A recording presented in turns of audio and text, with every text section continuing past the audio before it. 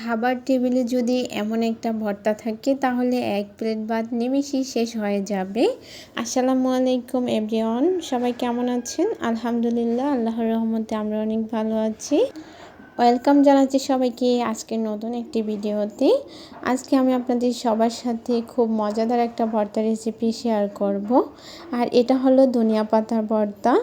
এখন তো শীতকাল, ধনিয়া পাতা অনেক বেশি পাওয়া যাচ্ছে, তাই এখনই সময় যত বেশি খেয়ে নিতে পারি সবাই মিলে ইচ্ছে মতো খেয়ে নিতে হবে।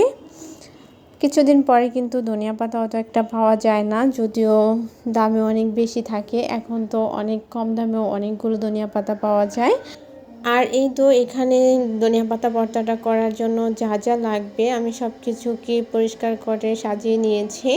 আর এখানে প্রথমে হচ্ছে ধনিয়া পাতাটাকে পরিষ্কার করে কেটে ধুয়ে নিয়েছি। আর এই তো প্রথমে হচ্ছে আমি এখানে রসুন পেঁয়াজটাকে ভেজে নিয়েছি, দেন হচ্ছে কাঁচামরিচ, শুকনো মরিচ, তারপরে ধনিয়া পাতা সব কিছুকে ভেজে নিয়েছি। আর এখন হচ্ছে একটা ব্লেন্ডারে আমি ভর্তা করার জন্য সব কিছু নিয়ে নেব। প্রথমেই হচ্ছে কাঁচামরিচ, শুকনো মরিচটাকে নিয়ে নিয়েছি, কারণ হচ্ছে শুকনো মরিচ কাঁচামরিচটা ব্লেন্ড করতে একটু সময় লাগে। এজন্য আমি প্রথমেই কাঁচামরিচ আর শুকনো মরিচটা ব্লেন্ড করে নিয়েছি, দেন হচ্ছে ধনিয়া পাতাটাকেও ব্লেন্ড করে নিয়েছি। তারপরে এখন হচ্ছে রসুন পেঁয়াজ ভেজে রাখা ওইটা আমি অ্যাড করে দেব। সবার শেষে যদি রসুন পেঁয়াজটাকে দেওয়া হয় তাহলে সুন্দর একটা ফ্লেভার আসে, আর খেতেও কিন্তু খুব বেশি মজাদার হয়। যদিও ভর্তা শিলে বানালে অনেক বেশি ভালো হয়, শিলপাটায় অনেক বেশি মজাদার হয় ভর্তা।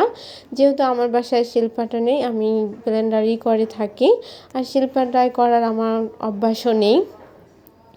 যদিও ট্রাই করব নেক্সট বার থেকে এত মজার ভর্তা শিলপাটায় করার জন্য।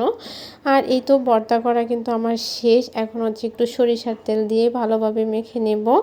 আর এই সরিষার তেলটা দেওয়ার কারণে অনেক বেশি সুন্দর একটা ফ্লেভার আসছিল। আমরা বাঙালিদের প্রিয় খাবার হলো ভাত ও মাছ, তাছাড়াও কিন্তু আমাদের প্রিয় খাবার হচ্ছে ভর্তা ভাত। জানি না কার কাছে কেমন লাগে ভর্তা ভাত, আমার তো অনেক বেশি ভর্তা ভালো লাগে। আমি এক কথা বলতে পারেন যে ভর্তা লাভার। ভর্তা বানাতে যেমন পছন্দ করি, খেতেও কিন্তু অনেক বেশি পছন্দ করি। আর এই তো আমার ভর্তাটা বানানো শেষ। এখন হচ্ছে আমি সুন্দর একটা বাটিতে সার্ভ করে নিচ্ছি। আর আজকের ভিডিওটা কে কোন জায়গা থেকে দেখছেন কমেন্ট করে জানাবেন। আর এত সুন্দর ভিডিও দেখার জন্য, এত সুন্দর রেসিপি দেখার জন্য অবশ্যই কিন্তু আমার পেজটাকে ফলো দিয়ে দিতে হবে। যারা এখনও আমার পেজটাকে ফলো দেন নাই তারা অবশ্যই পেজটাকে ফলো দিয়ে দেবেন। আর এই তো আজকের ভিডিওটা ছিল এ পর্যন্তই। আজকের ভিডিওটা কেমন লেগেছে অবশ্যই সবাই কমেন্ট করে জানাবেন। আল্লাহ হাফেজ, থ্যাংকস ফর ওয়াচিং।